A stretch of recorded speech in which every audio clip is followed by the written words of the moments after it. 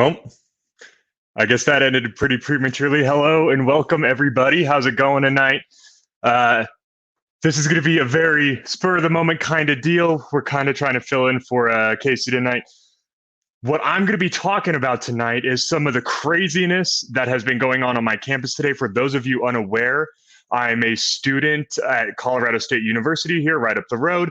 And lately, there has been some crazy stuff going on there. And I think it's really important that people are aware of what is being taught on university campuses right now, the kind of ideas that are being promulgated, and what sort of attacks are actually taking place, not only against ideas, but against the students that are out trying to spread these ideas. So tonight, I'm going to be joined by my friends Easy and Bucky.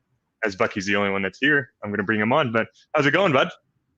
It's going fantastic, and I love seeing Storm and Norman with us today. Absolutely. Hi, Sherry. It's good to see you. Cindy, everybody.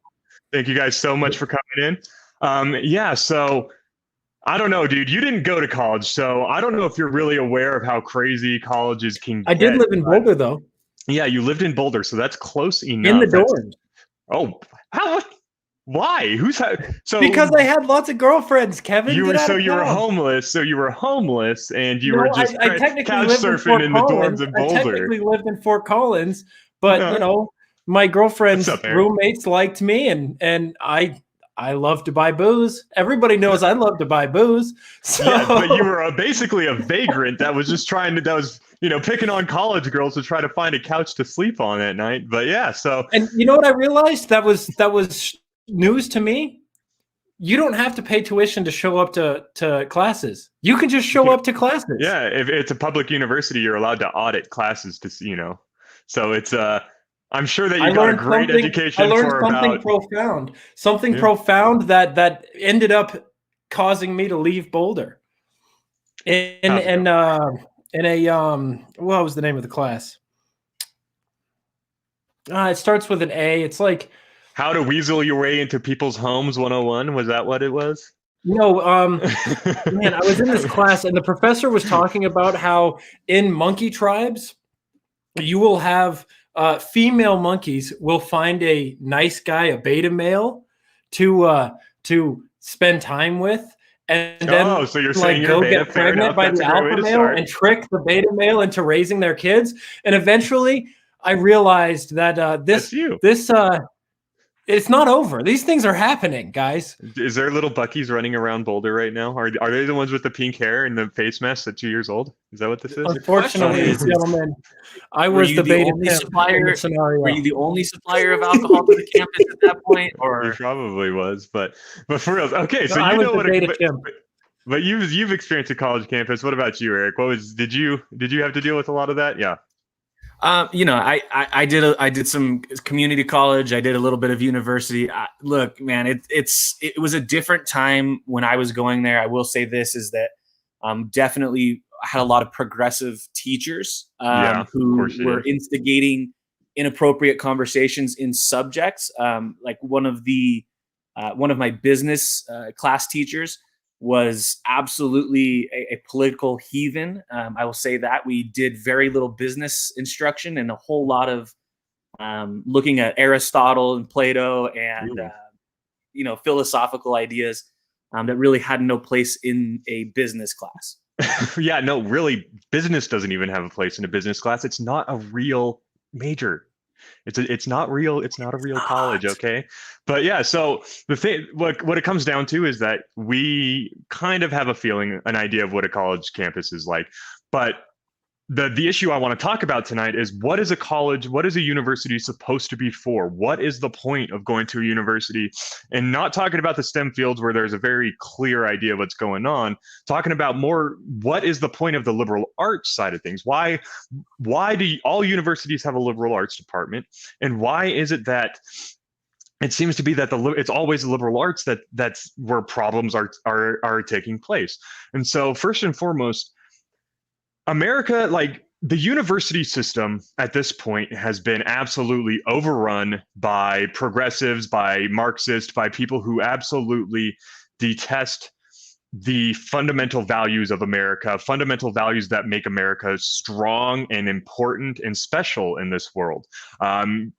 if you look at the liberal arts departments, if you look at humanities studies and stuff like that, what people like James Lindsay colloquially call the grievance studies, what it's turned into is this place where a bunch of woke college students, or not even woke college students, go to get just told an alternative reality of what the world really is. They get these what's going on in these college campuses is basically cultural Marxism has its claws so deep within this that at this point we are starting to lose, not starting, we have lost and are absolutely, it's turned into an avalanche at this point, lost what a college campus is supposed to be for. At its fundamental core, a liberal arts university is supposed to be about challenging thought, challenging ideas, making people uncomfortable with discussion, pushing people to actually learn how to acquire knowledge, and really strongly participate in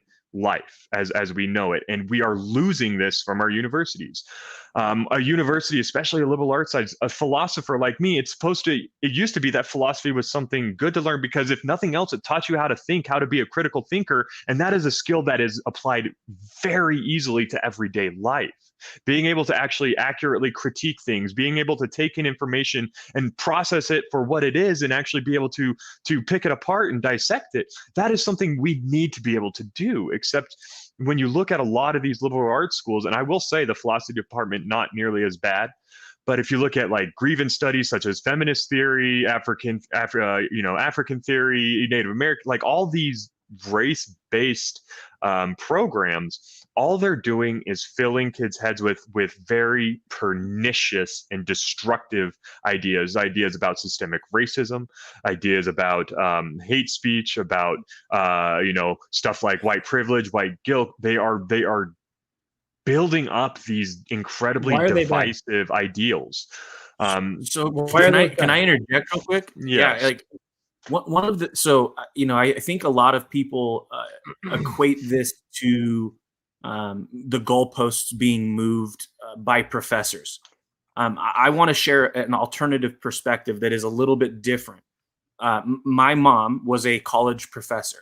She taught at both the community college level and also at the university level. Yeah. She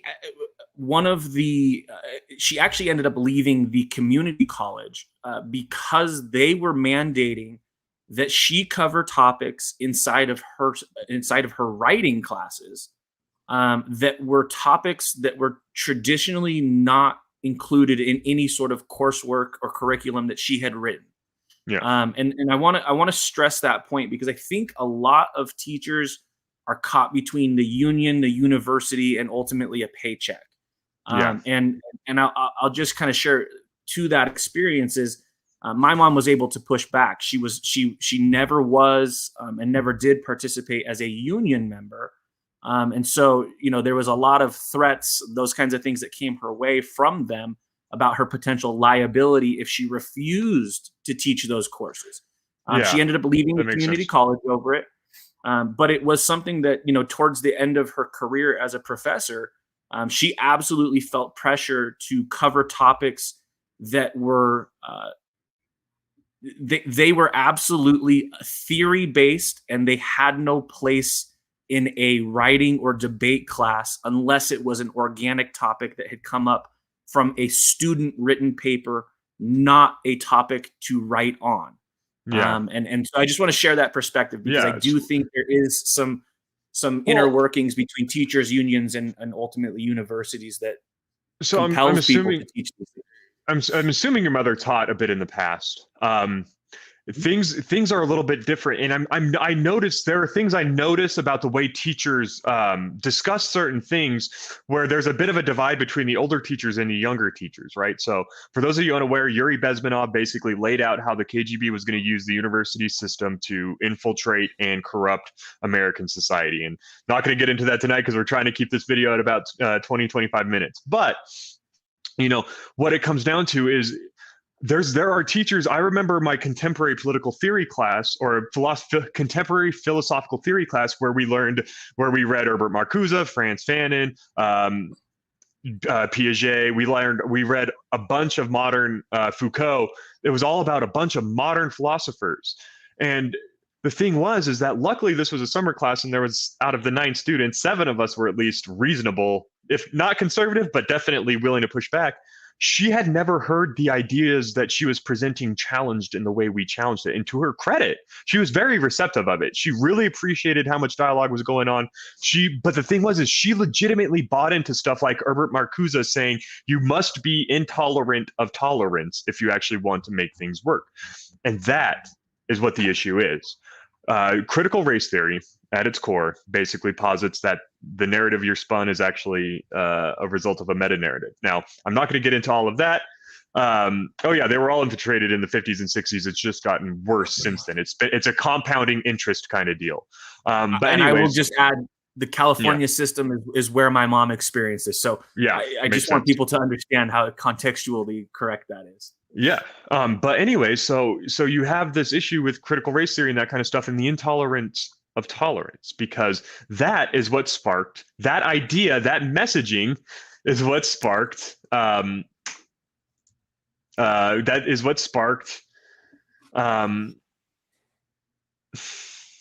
protest last week on CSU's. There it is. The rest of the thought. Yes, there it goes.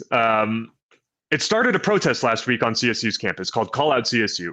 We have preachers that come to our campus and they try to engage with students. Sometimes it gets a little bit aggressive. And as some of you who may have seen or heard me talk about it last night a little briefly, what we had was an event where there was a preacher who gets very aggressive, especially discussing LGBTQ topics. He's really very Christian about that stuff, and he has no problem saying it. So the students, rather than just hearing him say hateful stuff and moving on, got really upset, stood around and got more upset and started making signs, decided to waste their parents' money that they're spending on class to stand around and yell at a preacher, because none of them are paying for it themselves almost. I guarantee it, especially those aren't the people that are going to be paying for it themselves. And it got very, very heated, let's say, at the point where at one point Keith was led away in handcuffs. He's the religious guy.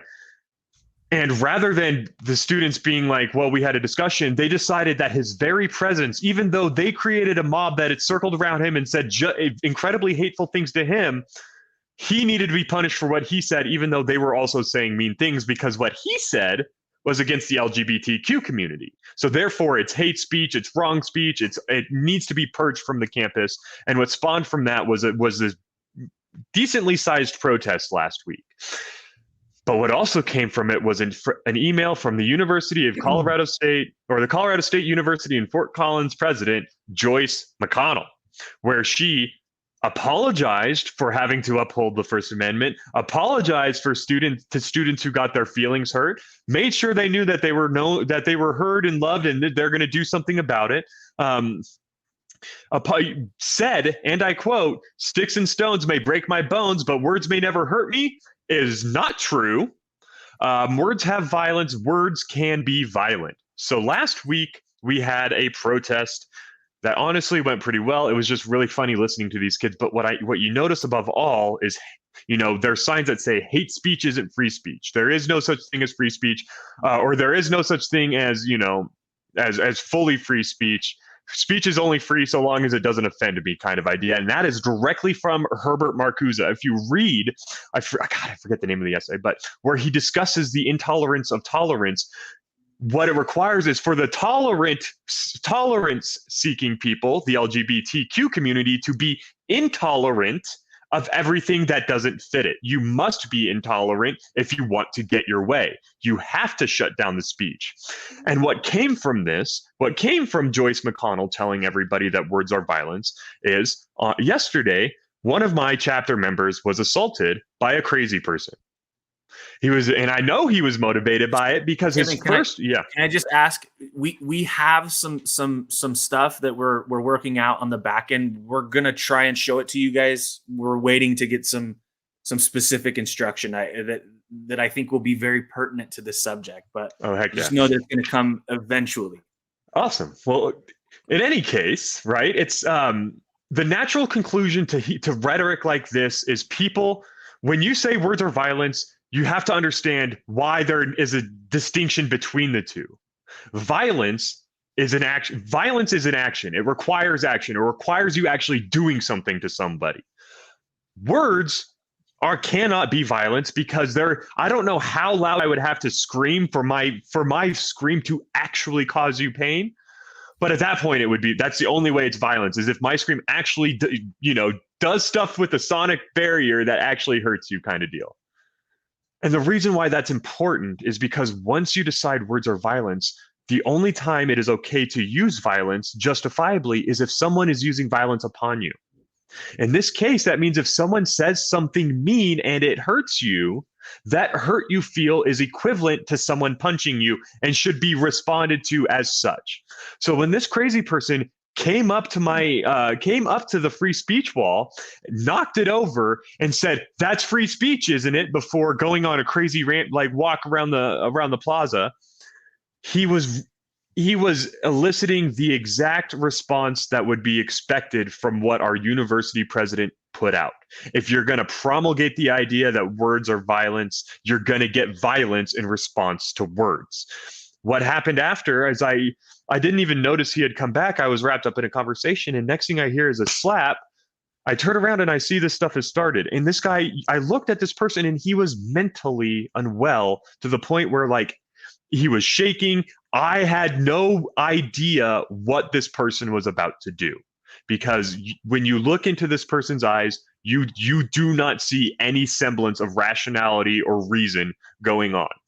And I could tell that he was encouraged by Joyce, because he was trying to get me to attack him. He was saying stuff like, "I'm a communist, punch me," and like shouting about how words are violence and stuff like this. And this is the same exact kind of rhetoric that got someone to attack a congressional baseball game. And so the reason why I'm blaming this on Joyce, for those of you who hear me say actions are not words, is because when she comes out and does the same thing with January 6th, where she says that Trump instigated it, despite him not actually. If Trump instigated that, you instigated this, and you need to accept responsibility for it.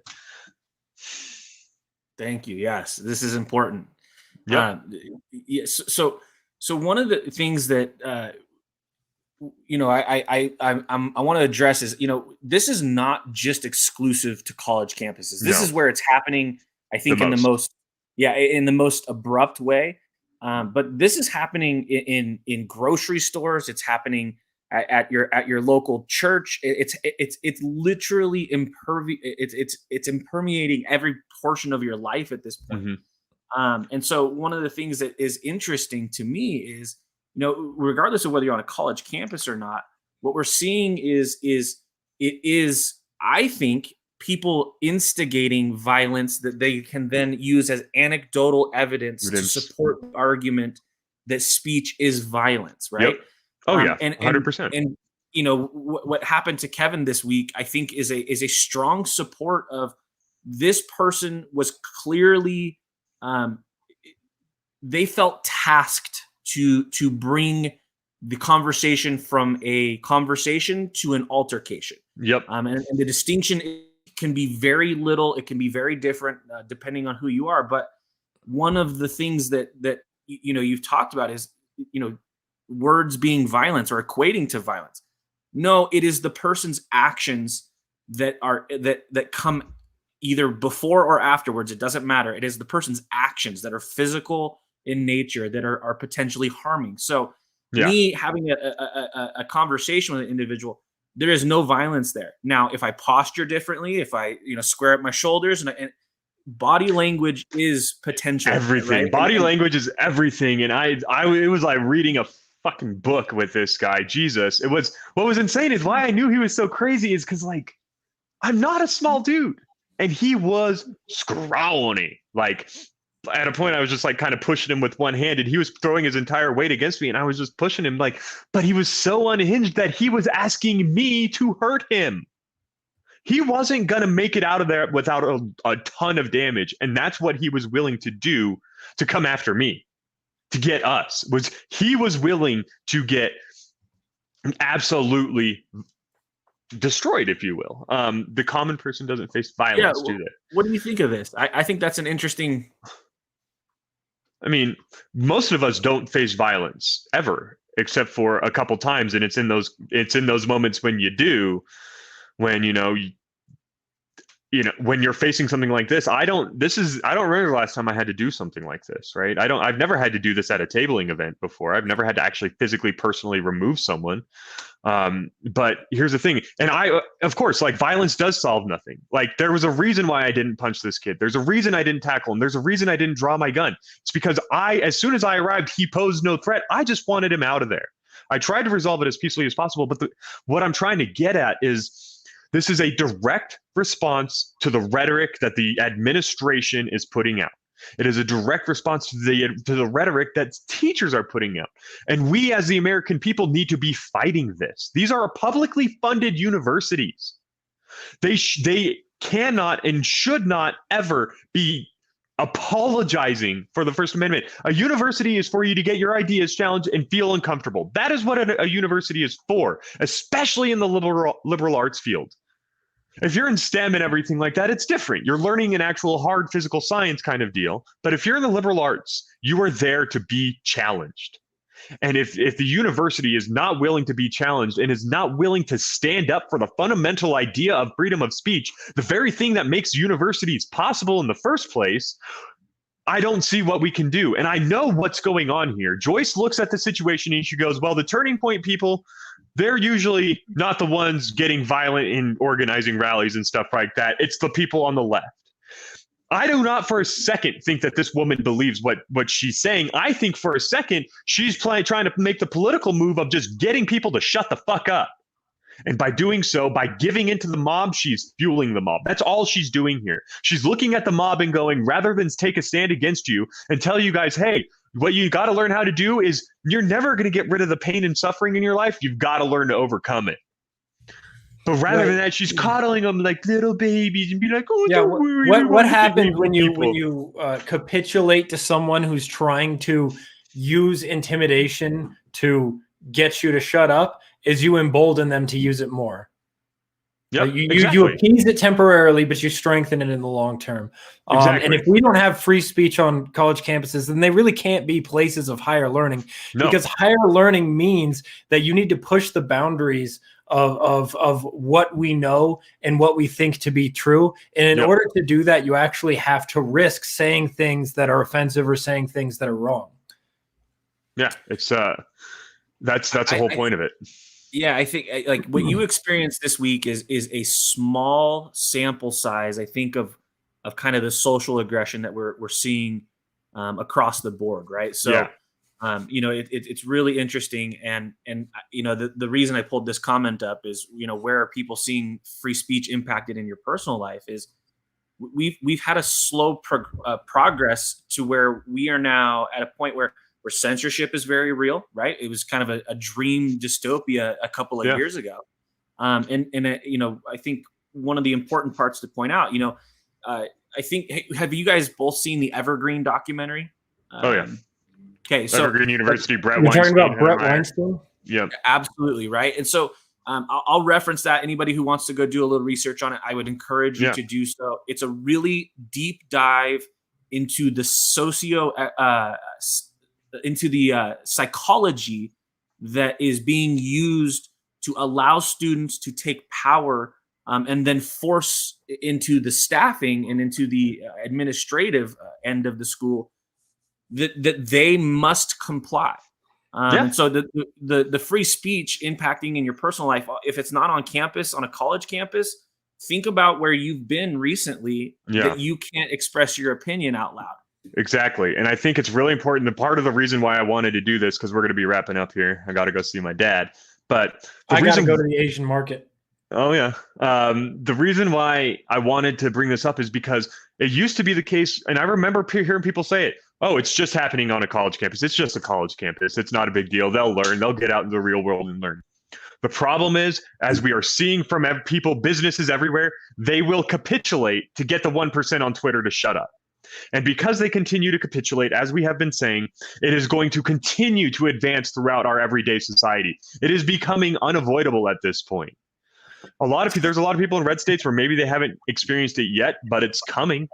What happens on this college university is on the university campus, especially in today's day and age where they are making such a push to get everyone on there. These assaults on our free speech, if they are happening on college campuses to this degree, you bet your ass they're going to be happening from here on out in your business lives as well. So Sun Tzu wrote that's my bit on Art it. of War. So Sun Tzu wrote in The Art of War that your power stems not only from the power that you know you have, but from the power that your opponent thinks you have. Exactly. And every time a business or a university capitulates to these attacks on free speech, or individuals, and as someone, before I got into politics, I was a full-time musician. Now, being a full-time musician in Fort Collins, Colorado, meant that I was constantly surrounded by lefties. And there was a long time where I was afraid to speak. In fact, that's the reason I got a job in radio, because I realized that if I was going to hold these opinions, I better be able to defend them. And so I better start practicing speaking publicly. And a lot of what I was doing when I spoke on the radio and when I started my own media company was looking for a platform to get comfortable speaking and sharing ideas with like-minded people publicly, so that I could strengthen and hone my arguments to go do it in the places where it really does matter, in the places where these ideas are underrepresented, in the places where these ideas are under attack, because that's what fighting actually means. We hear activists and politicians and constituents complain all the time about their leaders not fighting enough. Well, we live in a democratic republic where elections are won by votes and policies are passed by people who are won through these elections. And so fighting needs to translate into going to places where these ideas are unpopular and speaking publicly and actually winning people over. So that's what we're trying to do here. Guys, I'm going to take off because I am on the hunt for some Szechuan peppers, and I'll be back. Right. Get out of here. Peace. Yeah. So yeah, Anything? If you don't mind, I'll kind of wrap. Yeah. I'll plug really quickly. Go check us out. I'll drop this into the comment box for everyone to take a peek. We've got some new merch out at awakenotwoke.myshopify.com. Go check it out.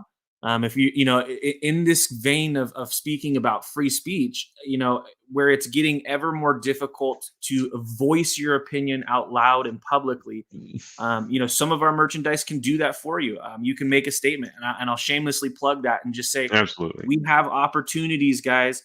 If you're not willing to use your voice, let us be your billboard. I think it's important that we make statements that are educated, but more importantly, we need to fundamentally come together on the simplicity of free speech. Yeah. The minute that goes away, we are thought policed and we have no opportunity. So I'll just shamelessly plug that. I'll put that in the comments, and then go ahead, Kevin. Awesome. Well, thank you everyone who stayed to listen today. I think this is a very important topic to talk about. And as someone who refuses to bow down to the powers that try to, oppress our views and try to destroy our rights, I'm never going to not take the opportunity to stand up against this stuff. I do want to take a moment to announce I have actually written an article about this up at the Liberty Revolt at libertyrevoltmedia.com. It's just about the hashtag call out CSU protests. I'll also be putting it up on the Be the Change page tomorrow. For those of you who are interested in long form discussions, next Wednesday at 7 o'clock Mountain Time, so 9 Eastern, I will be launching Common Nonsense with Kevin. My first guest is a man I met in high school for the first time, a dude named Joe Bob, who's actually Samoan. And he currently works for the Daily Caller. He puts out content there. You can go see his stuff over at the Daily Caller on YouTube. He does what's called Quality Control. Great little show, very informative. I'm gonna announce more about that this weekend. I'll have it up, and I'm gonna put more out about the articles as they come up. But other than that, guys, thank you so much for watching tonight. It was great to get this off my chest. And remember, free speech only exists so long as we're willing to defend it. Be on the lookout for the newsletter this week as well. You'll see some of the preview in that. So again, Kevin's show, Common Nonsense. Love this show. It's going to be great. Long format interview discussions. Awesome. Well, thank you again, everyone, so much for joining us. And I will get us the. Do we have an outro? We do not have an outro, so it's just going to stop abruptly. Let's do it.